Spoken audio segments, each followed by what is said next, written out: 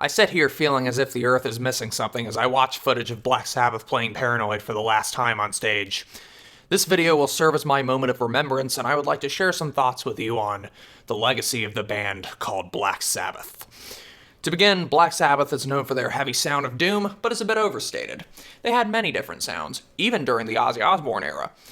You have the doom and sludge sound of Master of Reality, whatever the hell Never Say Die was, the straight hard rock sound of Heaven and Hell, and the atmospheric, huge Norse mythology sound of Tyr. Ironically, the sound that most people will remember is the dark and heavy sound on albums such as Volume 4. At the time, this sound was unheard of. But it's interesting when you read the band's autobiographies and read about the pranks they pulled and all the fun they had while recording the albums, and you come to realize that they may not have been as personally dark as the media might have led you to believe. They sound like a bunch of guys in a band having the time of their lives, and they just happen to write some weird shit. Since then, so many kids have picked up guitar after listening to these albums.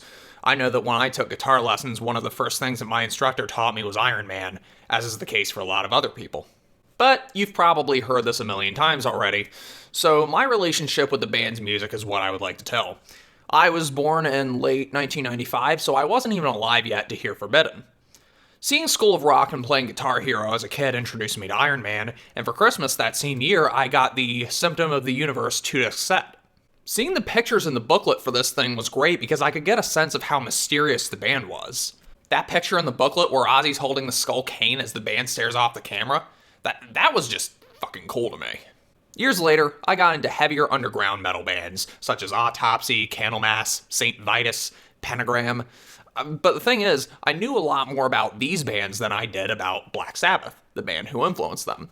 So I decided to go back. I bought every album from every decade, and it was a totally new thing that there were so many different singers for a band where everybody brands Ozzy Osbourne as the singer when they think of Black Sabbath. It was also really surprising to see that a band as big as Black Sabbath had a couple of albums out of print, particularly from the Tony Martin era. I realized that the Tony Martin albums didn't sell quite as well as the Dio albums, but come on, it's Black Sabbath. A lot of people don't like Black Sabbath after Dio left, and quite a few people don't like Black Sabbath after Ozzy Osbourne left. But you have to take the band for what it is. It was an evolving force that shapeshifted even as Ozzy was in the band.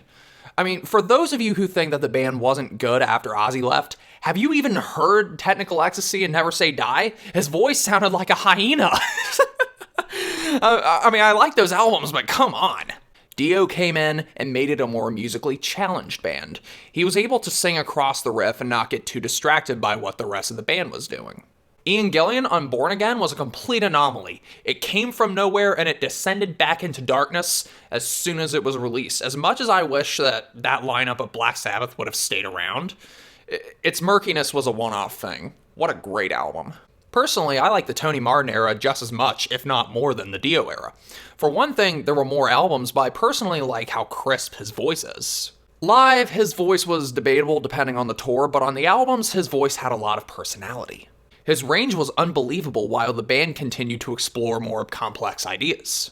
But what I love about the Tony Martin era albums is that they all sound huge. The guitars sound huge, his voice sounds huge, the production sounds huge. Like, I can't even bring myself to hate Forbidden. I mean, it's a subpar album, yes. Rapping does not belong on Black Sabbath. But I can't bring myself to hate it. Are you trying to tell me that Kiss of Death is not a good song? Anyway, for most of my lifetime, the closest I could get to Black Sabbath was watching old concert footage, and I also got to see Ozzy Osbourne everywhere with his TV show and his solo band.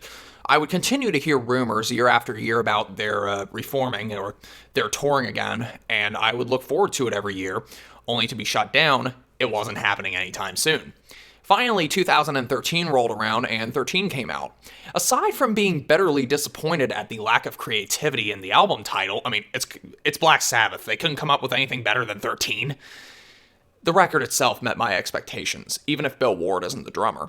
But this really isn't an issue for me. Black Sabbath has had so many lineup changes over the years, and good things have come from all of them. At least Ozzy was back in the game, though. I got to see them on the tour following the album in Bristow, Virginia. The audience stood still most of the time, which was weird seeing how this was a big name in metal and not some shitty Disney pop band. It's Black Sabbath. Run around, make some noise, raise some hell! The show itself had a very simple setup with just a couple of screens and a couple of lights, but musically, they delivered. As a drummer, Bill Ward's playing influenced mine in that he's unpredictable. He uses a lot of toms, he creeps, he sneaks, he attacks when you least expect it. Where other rock drummers such as Eric Carr and John Bonham play with the persona of a galloping horse, you have Bill Ward who plays with a snake-like persona. Ready to bite, but you don't know how or when. Meanwhile, Tony Iommi's perseverance after losing his fingertips is another inspiring story. After the accident with his fingers, he thought he'd never be able to play guitar again.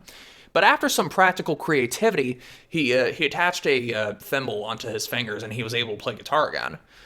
Now that was just really inspiring. Something else is that he was diagnosed with lymphoma in 2013, and he's been getting treatments ever since then. That way he would be able to tour. Man, I'm amazed that he's been able to keep it up as long as he has. With the stress of touring and his age, that's balls. This is the kind of person who can find ways to get what they want if they try hard enough. I admire that. So now that Black Sabbath is over, as a live band anyway, it makes me wonder for the future. A top rock and metal band, however you want to classify them, is now over. As it stands, I will never get the chance to see Motorhead, Bolt Thrower, Gwar with Dave Brockie, The True Mayhem, the list goes on. A lot of these top founding fathers of metal are getting up there in age, they can't tour forever. It makes me wonder who are going to be considered the top metal bands after all of these guys are gone.